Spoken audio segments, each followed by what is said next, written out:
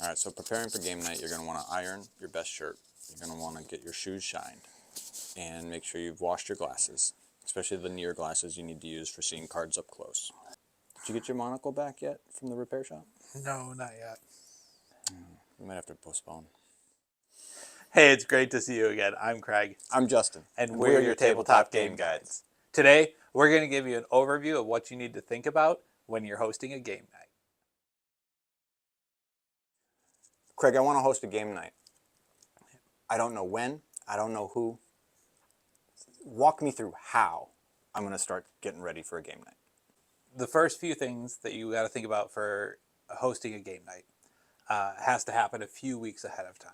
You have to decide on a couple of board games that you would be willing to play. And you need to find a few people that would be interested in playing it. I would recommend talking about the board games that you have with people that you know and see if there's any interest. Are they asking questions about it? Do they want to know more about that game? That's when you can open up the invite to that person. Gauging that interest is really valuable because you're already starting to calibrate to which games would interest them and if you want to invite them to game night. Let's start by clarifying why the people are the most important thing. We think that starting with finding the people first sets you up for a better chance of having a long-term gaming group. We think picking your people make the most important step to take first in organizing a gaming group. So we're a part of a few gaming groups. One of the gaming groups we have is a monthly board game night where we have a list of over 20 people that we invite every month. And usually 8 to 10 per month make it. That's about 50% of the people that we invite. We also have a weekly Dungeons and Dragons group, and that group meets every week. Sometimes it's been Sunday nights, sometimes it's been Friday nights. The time that we've met each week has changed throughout the years, but the 6 of us have decided to figure out what time works for all of us so that we can keep meeting and playing games together. Keep the most important thing, the people.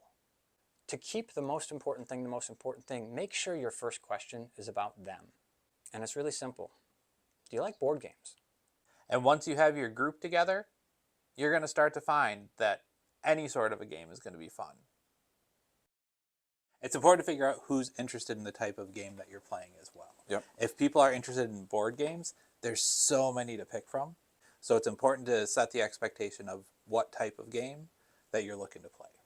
It's also helpful to only have 2 to 3 games to name, because if you bring out a catalog menu of your entire collection, that might overwhelm them. So be prepared with the game you're excited about. After you have a few people picked out, you talk to them and you figure out what night would work for them. You keep narrowing down with your friends, and that's how you settle on a time really effectively. So maybe your first invitation just says afternoon or evening. Yeah. Keep discussing. Eventually you'll find a time and a day that works for everybody, and then you'll have people over for 2 to 4 hours.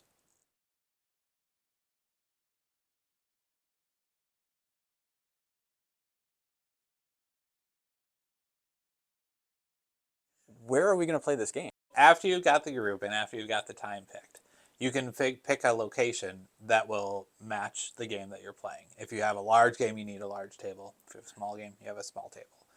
But you could have it at your house, or you could find a different public place. You could find a restaurant, you could find a bar, you could play at a library, you could play at a coffee shop. There's a lot of different places that you could go to. The things you want to keep in mind is what's matching the game. If it's a very complicated game where you have to think about things, you might not want to go to a bar where it's going to be very busy and very loud. Just make sure before picking a location that you check with whoever's in charge of that location to make sure that playing a board game there is going to be acceptable. After you've decided on a location, decide on a food plan with the people that are showing up. Does everyone want to eat beforehand, or should we eat while we're playing the game? And if we're eating during the game, do we want to take a break to eat, or do we want to eat while we're playing? Yeah, it's worked really well to take a break because you separate the food mess from the game table. Yep.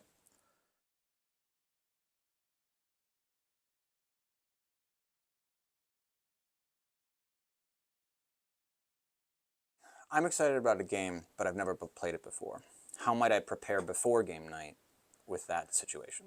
So there's a few tips for being able to prepare for game night. The first is make sure that the game gets opened before the night. You want to be able to look at all the pieces. You want to be able to look at the board game. You want to be able to read the manual and understand the rules. Another thing that you could do is watch a how to play video. There are a lot of great videos out there that can teach you how to play a specific board game. Remember that there's a lot of YouTube content for how to play a game. We're trying to focus on hosting the games here on this channel, but seek out a video that teaches you how to play the game.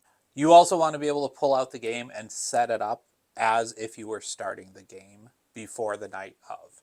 Being able to have it set up and even taking a few turns by yourself will allow you to see what the first couple of questions that your guests will have about this game. And it'll prep you to be able to answer those. I think it's most important to know the turn structure if it's a turn-based game, because you'll often have a reminder card, but that'll be the first question off of a player table is, what do I do next again? Yeah. If you've got that down, you're probably ready to have a really successful game night.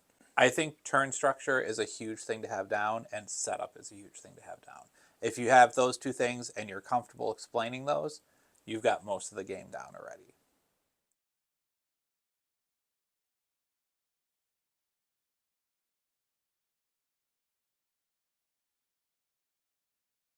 Now it's the day where your group is going to come over to play the game. One of the things that you want to do is have an opening game so that people can play it as they show up. Not everyone's going to show up on time, and not everyone's going to show up at the same time. Another thing that you want to do is be confident in the setup of the game that you're playing and make sure that that goes smoothly. And as you set up, you can start explaining the game. And enjoy your game with your friends. We have one tip here for this section as well, though. There's a switch that happens for hosting instead of playing your games. And it's difficult to make this switch because you've probably just finished teaching them the game. Make sure to remember to switch back into playing the game with your friends. And that means guiding them and not telling them how to do their gameplay. Yep.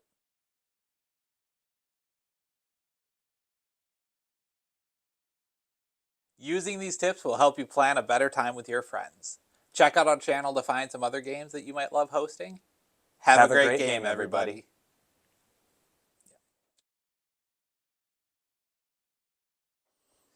Hey, it's great to see you again. I'm Craig. I'm Justin. And we're your tabletop game guides. One more time. Yep. Forming new habits. If you could just like caption over my face that says died inside. And I'm Craig. I'm Justin. And we're your tabletop game guides. Dang it, I still missed my line. I just practiced it. I'm Craig. I'm Justin. And we're your tabletop game guides. I'm so self-conscious. I raised my hand out towards the camera, and all I could think about is, why did you make that gesture? It doesn't make any sense. Let's try it again. I'm Spider-Man. I'm Craig. I'm Justin. And we're your tabletop game guides. Just keep going. Okay. No. Leave without me. Go on without me.